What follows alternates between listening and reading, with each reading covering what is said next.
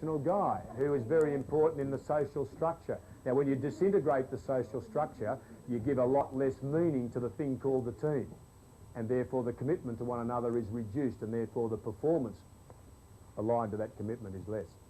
Can I just, before we go on to the church, can I just get that last segment out of the way, which you were trying to finish off there.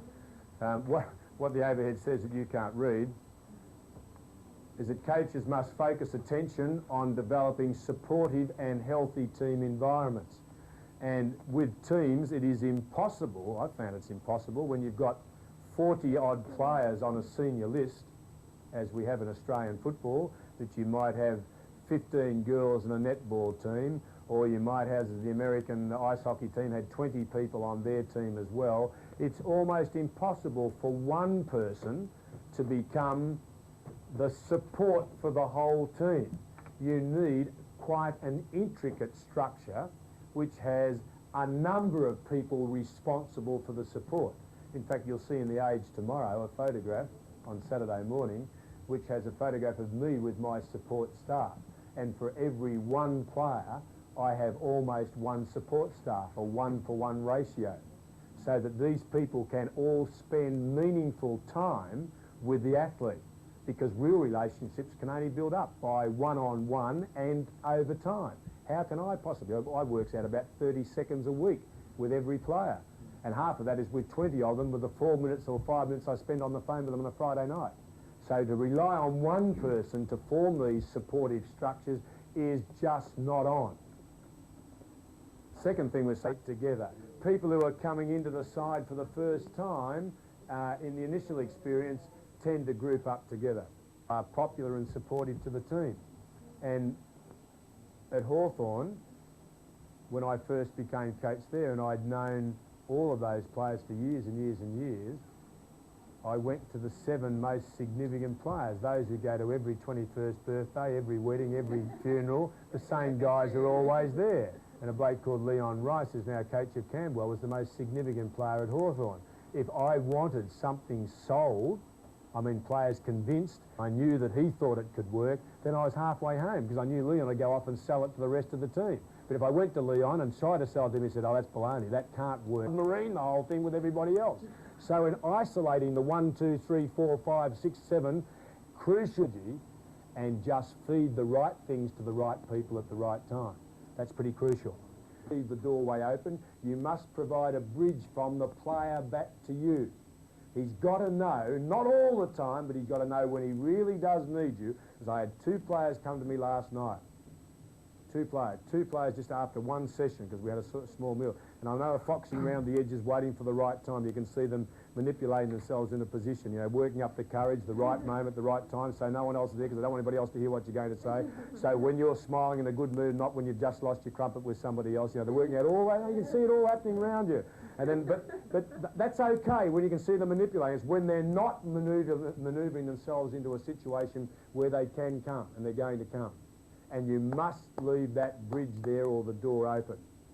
Not so they can come all the time, because that becomes a problem, but when it really is necessary to speak to you, that bridge must be built. So if you're going to be authoritarian in approach, don't forget to build the bridges underneath.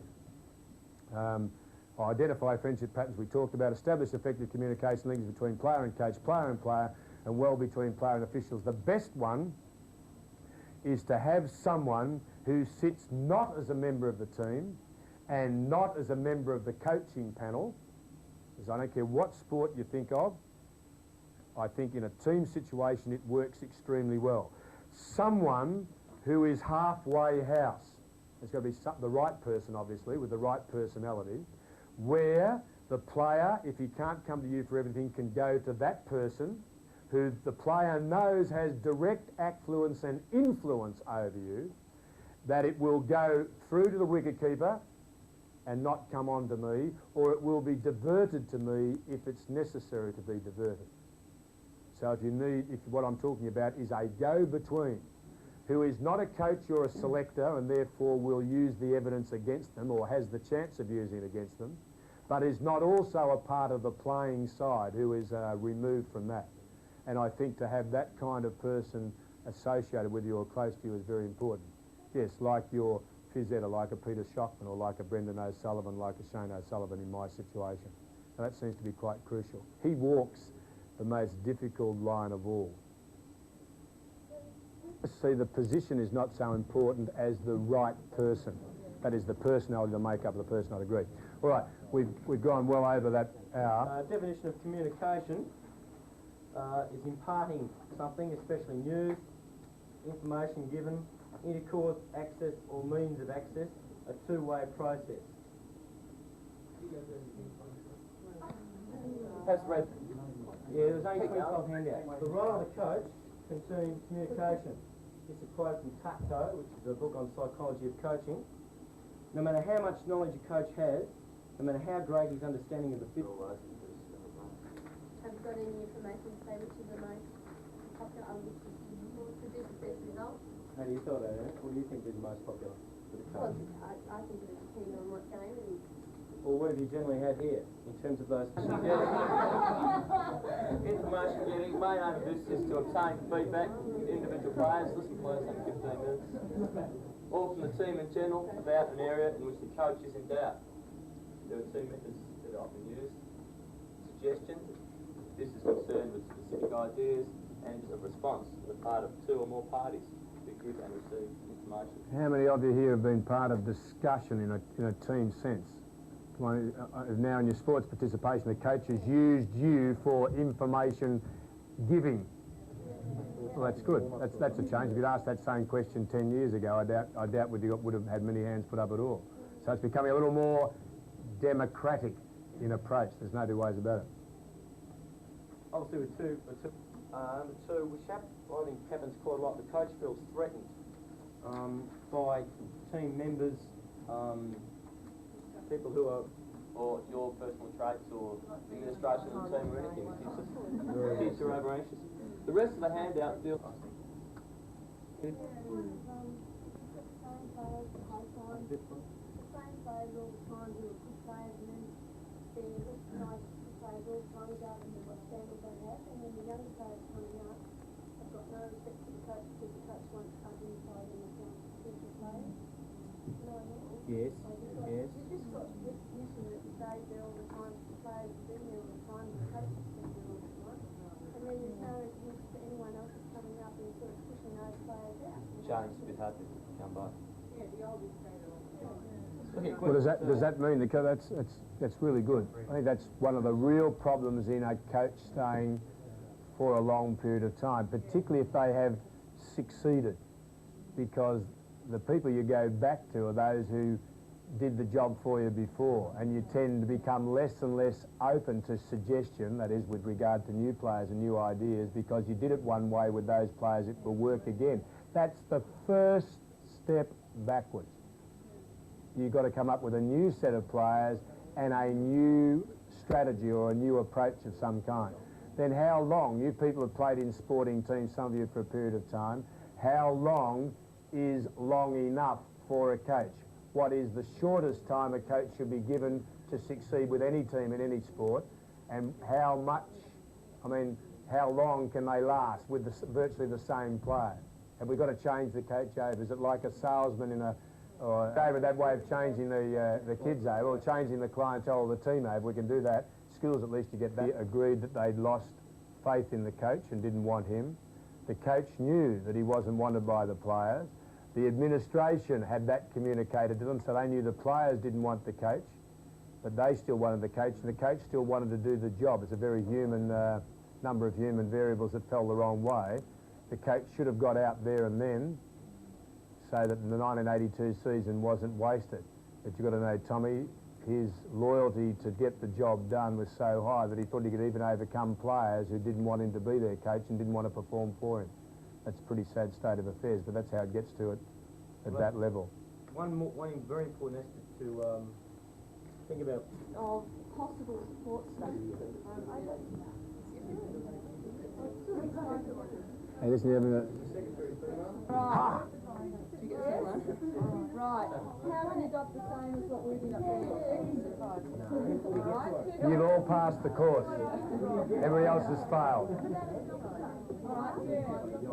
Okay, those who got anything different, what did you get? Program coordinator and administrator. Hang on, I want to hear that one on sociologist, come on. Yeah, you need a sports sociologist because the crew members will be on board the boat for so long. They need to know how to interact together.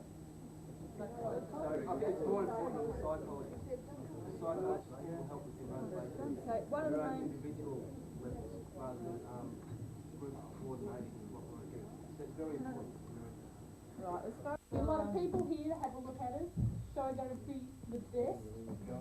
And Lee, you're going to be the pitcher because you've been pitching really well. Right, and Michael, you'll be first base because you've been catching really well in training. Oh, Andrew, that was a really stupid play last week. We lost the game, and I'm sorry, I've just got to be on the bench. Kim and Sue, you'll be in the outfield. Now, it's going to be different to training. I don't want you to try and throw the people out. I want you to get it to the infielders, and they'll make the outs. The rest of you will be on the bench. No talking on the bench. No chatting. I want you to be part of the game, but no moving around. You might get on. We won't worry about that now. You bench people can sit down. Now, the team will be Lee, Michael, Kim, Sue, you'll be last. We've got to get the runs in early. Remember, it's 3 out, all out. We've got to get the plays, get the ball in, we've got to get around, get home and score. Have you all got your uniforms? Every piece of uniform is correct. And we'll be on the large diamond, no mistakes, and we'll go out there and really kill them, okay? Go back to your team, Liz. Okay, Carmel can't throw. We have a really good time today. We're playing rotation people, so it means everyone gets to go. You rotate from one position to the other, so it doesn't matter where you field. You're all good players. You all do well, so you rotate from one position to the other. Same with batting. It doesn't matter what batting order you're in because we'll all have a go at batting, okay? But there's no worries about that. I want Fiona, can you put everyone on the field in their playing position? So put someone on first base or on second base. That you've got the idea. French, can you put everyone in their batting order, please, when we get out? Okay? Right. And we'll be umpiring too, so you all get to go umpiring. So when you rotate off the field, you go to umpiring, right? You all did really well last week. You all played quite well. Just one thing to remember when we're fielding. Try and get the glove down, pick up the ball, right? And then you did really well in catching. Jenny, you were good on first base. Joe, you did well. Tony, you did well. That was a good catch you made last week. French, that was good on first base when you got them out. And Joe and Jenny and Carmel, you did really well too, out in the outfield.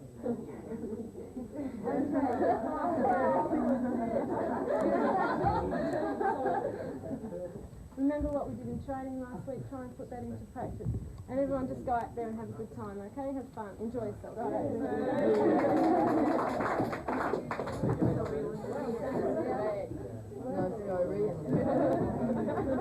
As a child, to be touched. Right, why? Some points about why you prefer to have me. You reinforce. Yeah. Kim said she preferred Liz. Can we just listen to why she did this? I don't know, it's different for a kid, but Liz sort of seemed to be strong and fair enough.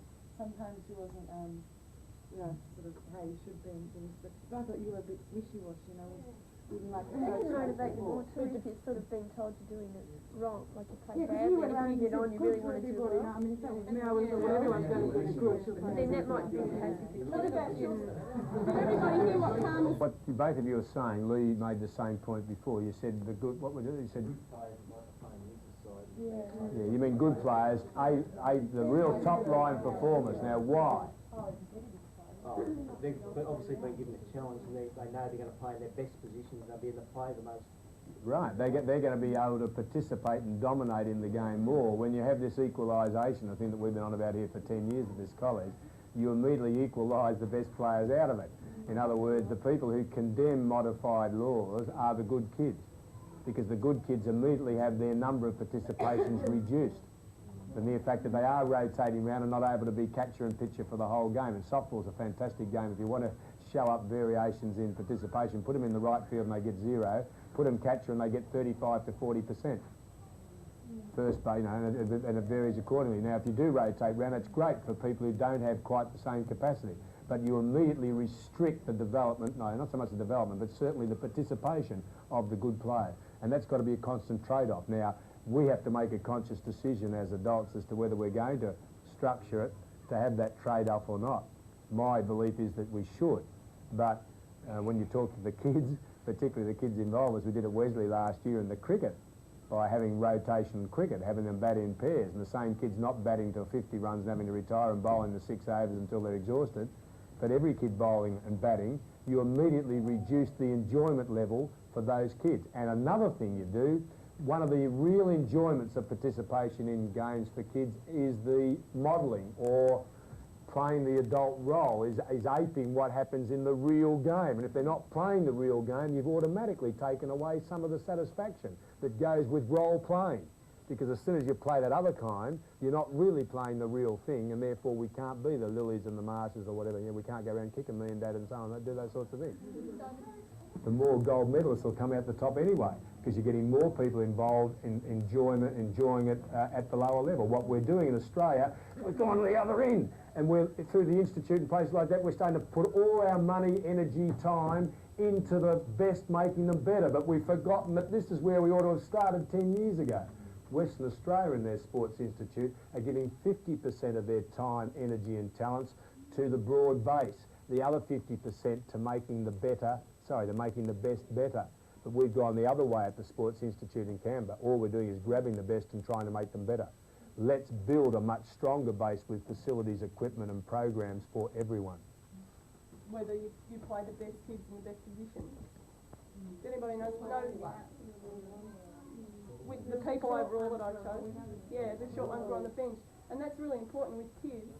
If you eliminate the small ones, and usually the more mature ones have better skills, so therefore they're going to be in the best positions. If you eliminate the small ones from that sport, they may go and play something else and end up being a top player for Australia or whatever. But you've eliminated them from that sport because they were small at that time. So you've got to be aware of that as a coach for juniors as well. Is it 3 shoots? No, 11:30 we agreed, didn't we? Yeah. No, because you've got a lecture. 10:30, all right, I don't mind. We'll turn up at 10:30, not 11:30. That's next Friday. I'll put a note on the board to remind you.